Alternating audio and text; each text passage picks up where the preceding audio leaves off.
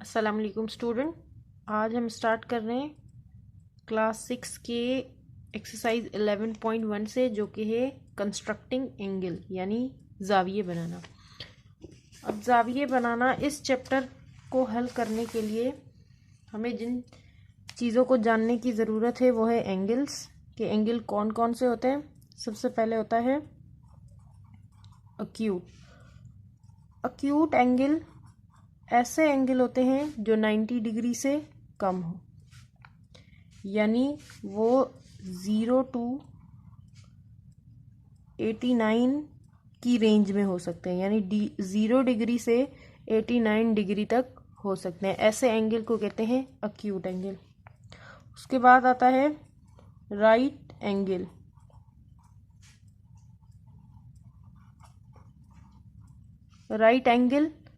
Right angle वो angle होते हैं जो 90 डिग्री के होते हैं। ऑब्ट्यूज एंगल ऐसे एंगल्स को कहते हैं जो 90 डिग्री से बड़े हों, यानी ग्रेटर देन 90, लेकिन वो 180 से छोटे होने चाहिए। स्टार्ट करते हैं क्वेश्चन नंबर 1 से।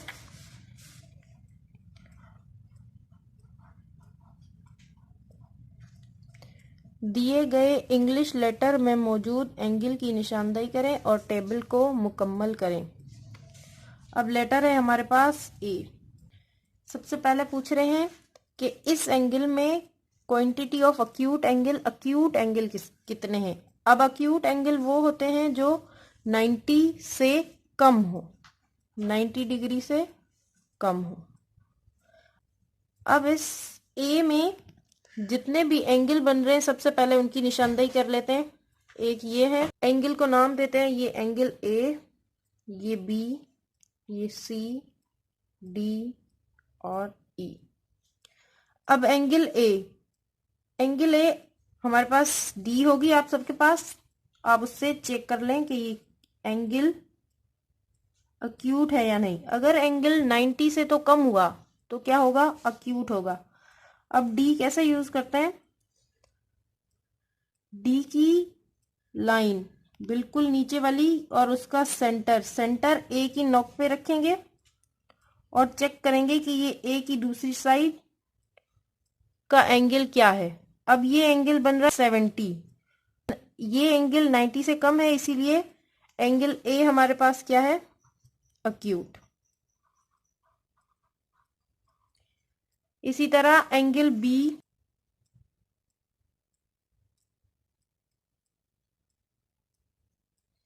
अब हम डी को बिल्कुल स्ट्रेट रखेंगे, यानी ए की इस लाइन पर, और इसका सेंटर क्या होगा, ए के पॉइंट नोक पर।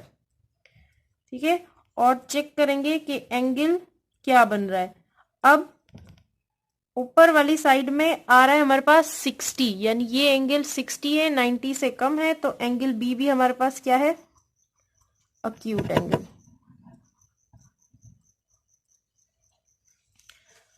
अब सी का देख लेते हैं, उसी तरीके से करेंगे जैसे हमने बी का किया था। अब इस साइड में सेंटर पे डी रख लेंगे, ठीक है। फिर देखेंगे कि एंगल कहाँ बन रहा है, और ये एंगल बन रहा है 50 पर, तो ये भी 90 से कम है, तो सी भी क्या है, अक्यूट। डी का देख लेते हैं, ए की लेफ्ट साइड पे हमने डी रख लिया, ठीक है।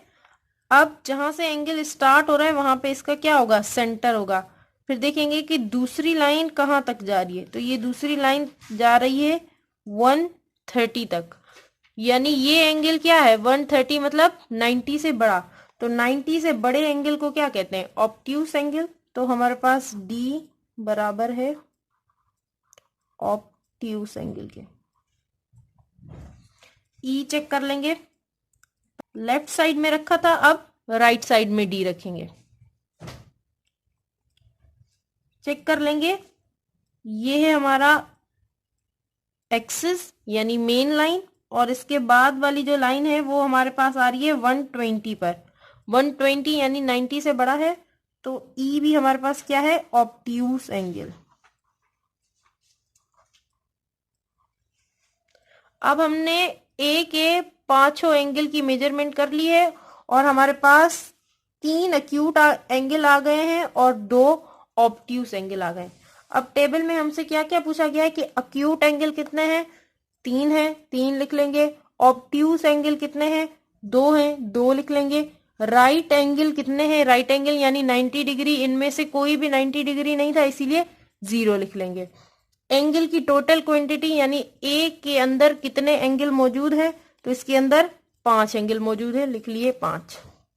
अब टी की बारी है, एंगल्स की निशानदेही कर लेंगे, नंबर 1 और ये नंबर 2। डी की मदद से देख लेंगे कि एंगल कौन कौन से हैं। एंगल को नाम दे दिया, एंगल ए और एंगल बी। सेंटर लाइन रख ली। अब ये एंगल ए सबसे पहले देखेंगे, ये है हमारे पास एक्सिस लाइन और ये है हमारे पास टी की मेन लाइन। अब इस लाइन, ये लाइन हमारे पास आ रही है 90 तक, यानी जो एंगल ए है वो हमारे पास क्या है, राइट एंगल।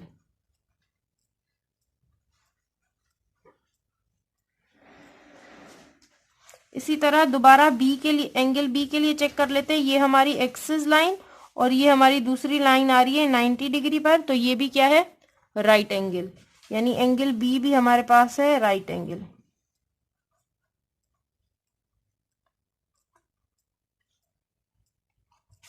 अब टेबल पर चलते हैं। एक्यूट एंगल की क्वांटिटी, टी में कोई एक्यूट एंगल नहीं था तो 0। ऑब्ट्यूस एंगल की क्वांटिटी, टी में कोई ऑब्ट्यूस एंगल नहीं है फिर भी 0। राइट एंगल की क्वांटिटी, टी के अंदर 2 राइट एंगल थे तो हमने लिख लिए 2, और टोटल एंगल टी में 2 थे, हमने लिख लिए 2। अब लास्ट वर्ड है एच। एंगल्स की निशानदेही कर लेंगे,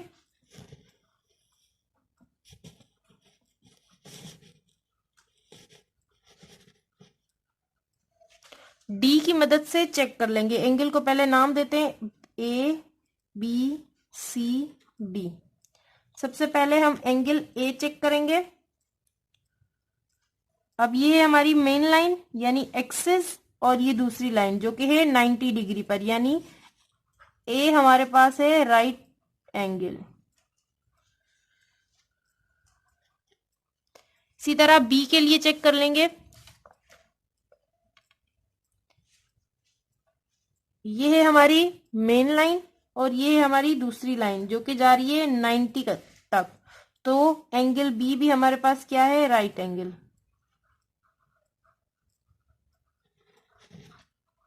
अब सी के लिए चेक कर लेंगे। ये आ गई मेन लाइन और ये हमारी दूसरी लाइन जो कि जा रही है 90 डिग्री तक, यानी सी भी हमारे पास हो गया right angle. Last angle D फिर से चेक कर लेंगे। ये है हमारी एक्सिस लाइन और ये दूसरी लाइन जो कि आ रही है 90 डिग्री पर, यानी ये भी क्या है, राइट एंगल। डी भी हमारे पास है राइट एंगल। अब एच में टोटल एंगल होते हैं 4। टेबल पे आ जाते हैं। एच एक्यूट एंगल, एच में कोई एक्यूट एंगल नहीं था इसीलिए 0। ऑब्ट्यूस एंगल, एच में कोई ऑब्ट्यूस एंगल नहीं था इसलिए 0। राइट एंगल, एच में 4 राइट एंगल थे, ए बी सी और डी, इसीलिए 4 लिख लिया। और टोटल क्वांटिटी है 4, यानी टोटल इसमें एंगल होते हैं 4। ये है क्वेश्चन नंबर 1। क्वेश्चन नंबर 2 में कहा जा रहा है हर क्लॉक के साथ एक एंगल का नाम दिया गया है। क्लॉक में अपनी मर्जी से कोई भी ऐसा टाइम दिखाएं जिससे दिए गए नाम का एंगल बन रहा हो। अब सबसे पहले क्लॉक में लिखा हुआ है एक्यूट एंगल, दूसरे में ऑब्ट्यूस एंगल, तीसरे में राइट एंगल और लास्ट में रिफ्लेक्ट एंगल। अब हमें पता है कि एक्यूट एंगल वो एंगल होते हैं जो 90 डिग्री से कम हो, तो वो 30 डिग्री भी हो सकता है, 60 डिग्री भी हो सकता है और 89 डिग्री भी हो सकता है, यानी इनमें से कुछ भी हो सकता है। 0 डिग्री से लेकर 89 डिग्री तक 12 से लेकर 1, इस 1 घंटे का एंगल हमारे पास बनता है 30 डिग्री। तो हम अपनी मर्जी से बना लेंगे। एक क्लॉक हैंड 12 पर सेट करेंगे और एक 1 पर सेट कर देंगे। ये क्या बन जाएगा हमारे पास एक्यूट एंगल यानी 30 डिग्री। और इसके अलावा हम एक 12 पर और एक 2 पर रख सकते हैं, तो ये हमारे पास बन जाएगा 60 डिग्री। तो हम अपनी मर्जी से कोई भी एंगल बना सकते हैं, लेकिन एंगल याद रखें कि 90 से छोटा होना चाहिए। Number 2, obtuse angle. Obtuse angle वो एंगल होते हैं जो 90 से बड़े हों। अब इसमें हम क्या कर सकते हैं कि हमने एक क्लॉक हैंड को 12 पर सेट कर दिया और एक को 4 पर सेट कर दिया, तो ये कितने बन जाएंगे 30, 30, 30 और 30 120, यानी 90 डिग्री से बड़ा हो जाएगा। एक एंगल हमने एक क्लॉक हैंड हमने 12 पे सेट कर दी और दूसरी 5 पर, ये भी क्या बन जाएगा ऑब्ट्यूस एंगल बन जाएगा। इसके अलावा अगर हम एक क्लॉक हैंड 6 और दूसरी 11 पर कर दें तो भी हमारे पास ऑब्ट्यूस एंगल ही बनेगा, यानी ऐसा एंगल जो 90 से बड़ा हो। Right angle. राइट एंगल वो एंगल होते हैं जो जिसकी मेजरमेंट 90 डिग्री हो। अब 90 डिग्री हम एक क्लॉक हैंड 12 पर दूसरी 9 पे रख दें, 90 डिग्री बन गया। एक 12 पर दूसरी 3 पे रख दें, 90 डिग्री बन गया। एक 3 पर दूसरी 6 पे रख दें, 90 डिग्री बन गया। ठीक है, तो अब आप क्लॉक हैंड अपनी मर्जी से सेट कर सकते हैं, सिर्फ आपने देखना ये होगा कि हमारे पास डिग्री क्या हो। अब रिफ्लेक्स एंगल। रिफ्लेक्स एंगल ऐसे एंगल होते हैं जो 180 से ज्यादा हो, 200, 210, 220, 360 तक। ठीक है, उन्हें हम क्या कहते हैं रिफ्लेक्ट एंगल। अब जैसे एक क्लॉक है, अगर हम इसकी एक हैंड क्लॉक 1 पर सेट कर दें और एक हम सेट कर दें 5 पर, ये इंटीरियर एंगल हमारे पास बन जाते हैं 120 के इक्वल।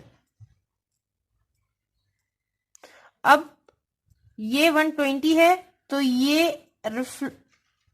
एक्सटीरियर एंगल क्या होगा। अब टोटल हमारे पास होता है 360। अगर 360 से 120 माइनस कर दें तो हमारे पास बचेगा 240। तो ये एक्सटीरियर एंगल है, ये हमारे पास क्या है 240 और ग्रेटर देन है 180 के, तो इसे कहते हैं हम रिफ्लेक्स एंगल। अब आपकी मर्जी है, आप ये भी कर सकते हैं कि आप एक हैंड क्लॉक को 1 पर सेट कर दें और एक को 6 पर सेट कर दें, और ये भी हो सकता है कि आप एक क्लॉक हैंड को 12 पर सेट कर दें और दूसरी को 5 पे सेट कर दें। ये आपकी मर्जी है, आप कुछ भी कर सकते हैं। इस वीडियो में हमने क्वेश्चन नंबर 1 और 2 कंप्लीट सॉल्व कर लिया है, और अब दूसरे क्वेश्चन हम अगली वीडियो में सॉल्व करेंगे। तब तक के लिए अल्लाह हाफिज।